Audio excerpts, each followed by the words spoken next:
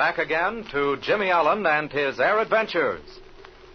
Jimmy dived down ahead of Speed Robertson and made a crash that was supposed to have been executed by his chum, thus saving Speed from being blown up by the live bomb on his ship, which had been substituted for the one of the dummy bombs. Jimmy and Roy Phelps, who had acted as his observer, were badly shaken up, but neither was seriously injured. Meanwhile, Flash Lewis had gone to find Mike Mancuso, the mechanic who had confessed substituting the bomb to Jimmy. But Flash discovered that Mancuso had disappeared for parts unknown. It is now in the evening, 4 days later. Jimmy and Speed have finished dinner and are sitting in the pilot's quarters talking over the events of the past few days. Oh, I didn't use my head that time, Speed. What do you mean, Jim? As soon as Mancuso confessed having been responsible for switching those bombs, I should have called some of the other mechanics and had him held until the crash was over. I'm not so sure of that. You didn't have very much time. Didn't you say there was 6 minutes to 12 when he made that statement to you? Well, yes, it was. But at least I could have had Flash go after him and prevent his getting away until I came down again. Yeah, but I don't think Flash would have done that anyway. He was too anxious about what was going to happen to you and me. I doubt if a team of wild horses could have dragged him away from that field. I guess you're right there. Flash sure thinks a lot of you, Speed. He was almost beside himself all morning while you were getting ready for that crash. Yeah, I guess so. I think you're just about okay, too. Oh, that certainly makes me feel good. Say, Speed, do you think Ballou was back of Mancuso? Mancuso was doing the dirty work for Ballou. Now that he's gone, Ballou hadn't anyone to do his work for him. Oh, it's a darn shame, though.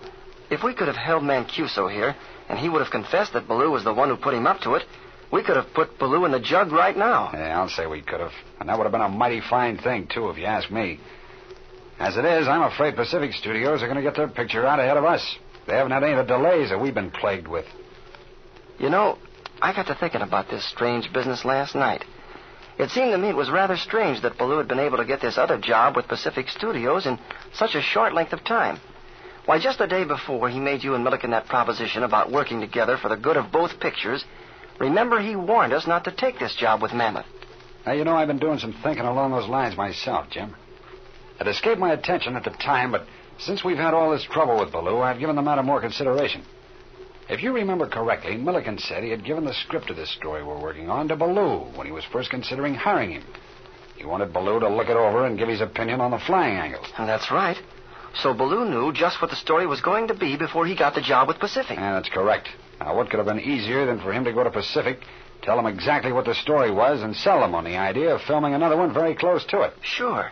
And then, by preventing us from finishing before they did, Pacific could get their picture in the exhibitor's hands first. And that'd be just like Ballou. He's crafty and shrewd, and something like that would appeal to him anyway.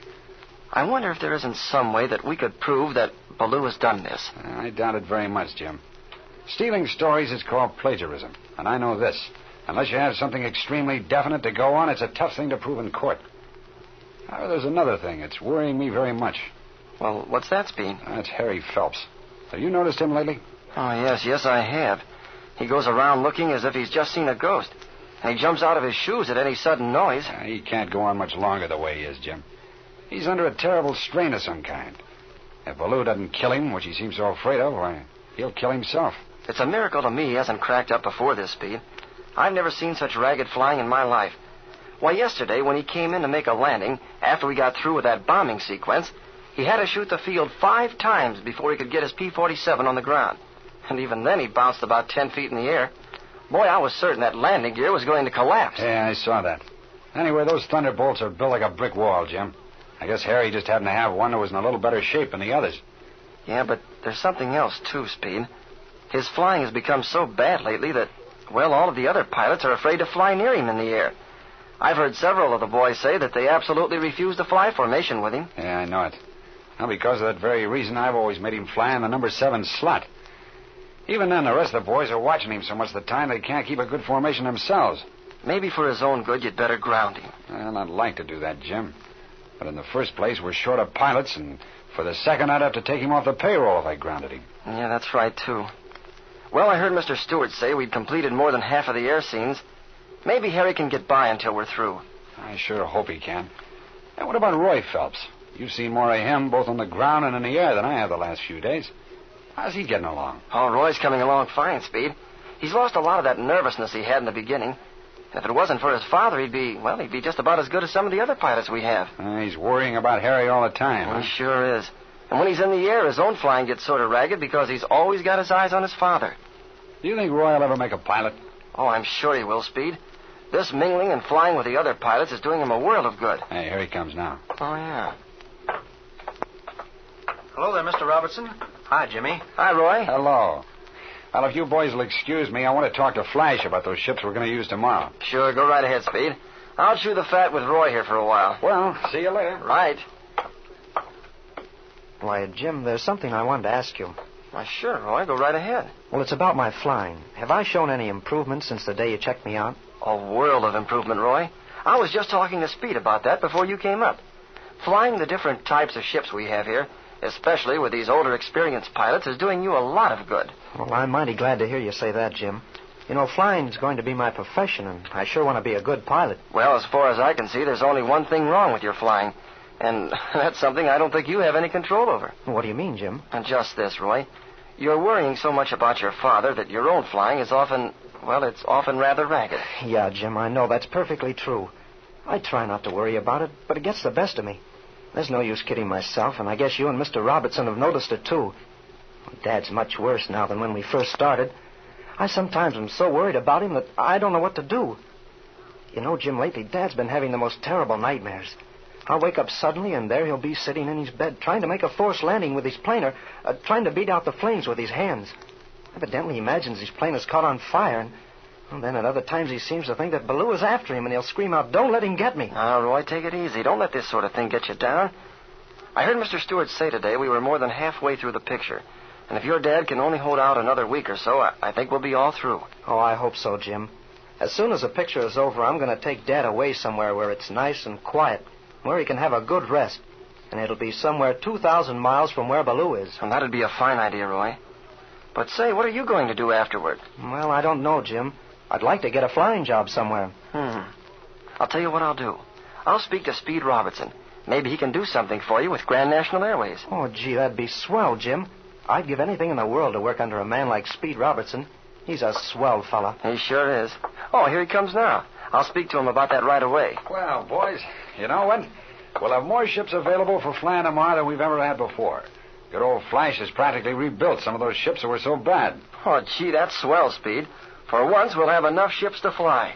Well, I've got to be running along. See you in the morning. Good night. Good night, Roy. Good See you night. tomorrow. Roy was telling me his father's been having frightful nightmares. Yeah, I can well believe that, Jim. He sure looks like it. As soon as the picture's over, Roy's going to take his father away for a good long rest. Well, that sure won't do him any harm. Boy, his nerves are completely shot. I wonder if we couldn't do something for Roy, Speed. Do you think there'd be any chance of getting him a job with Grand National Airways? Out doing a little promoting. Well, kid, I'll see what I can do as soon as I get back to Kansas City.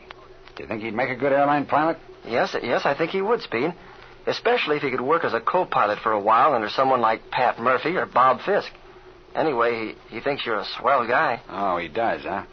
Well, I'm not so sure that his judgment's good after all. Oh, yeah?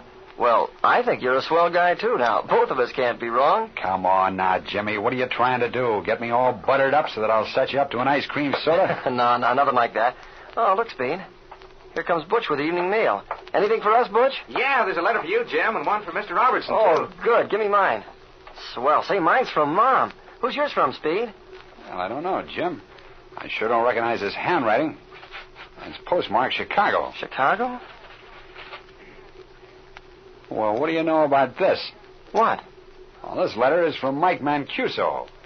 Here, I'll read it. Mr. Speed Robertson. Please, Mr. Robertson, I cannot come back to work for you. I hope you did not get hurt from the bomb. If I should come back to California, I should get killed or put in jail.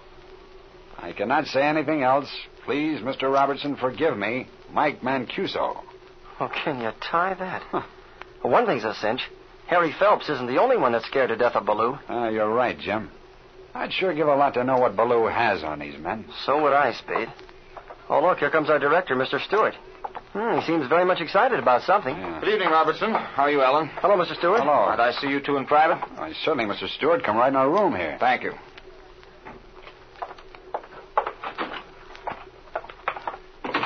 Gentlemen, a most grave situation has arisen.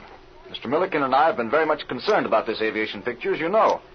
Disquieting rumors have now come to us from certain trade sources concerning the picture Pacific Studios is making. We've been doing some quiet investigating and have discovered that the Pacific picture has a most astounding similarity to the one we are filming. Yeah? Well, you know, Jimmy and I were talking of this very subject tonight, Mr. Stewart. Isn't it true that Nails Ballou had the script of this story in his possession before Pacific Studios announced their intention of making an air picture? Why, yes, Robertson, he did. Perhaps the answer lies right there, Mr. Stewart. Well, gentlemen, we've definitely proved this to be a fact. Someone has stolen our story, but changed it sufficiently to be just outside the law. Now, would that be easy to do? For a clever writer, yes. Nails Ballou is the one that did it. I'm certain of it. And another thing. He's been doing everything in his power to delay us, while they've been going right ahead on their own picture just fine. You're absolutely right, Alan. I can see the whole thing now. Well, isn't there anything we can do about it, Mr. Stewart? Well, I don't know about that yet, but I can tell you this. If we don't get our picture on the market before the Pacific people do, we might as well quit. Right now.